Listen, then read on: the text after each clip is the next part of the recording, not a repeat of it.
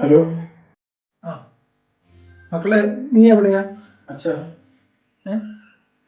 നിന്റെ ശബ്ദം എന്താ വല്ലാതിരിക്കണം? ഇല്ല സാർ. വന്ന് ജോലിക്ക് പോയിട്ട് നേരത്തെ വന്നു. ഞാൻ നേരത്തെ പോന്നു അച്ഛാ. അച്ഛനെന്താ പതിവില്ലാതെ ഈ സമയത്ത് വിളിച്ചേ? ഇല്ല, ഒന്നുമില്ലടാ. അച്ഛനെ പറമ്പിൽ പണിയെടുത്തോണ്ടിരിക്കുകയായിരുന്നു.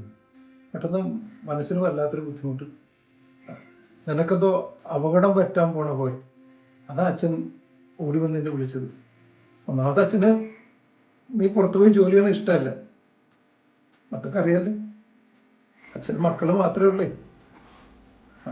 കുഴപ്പമൊന്നുമില്ലല്ലേ?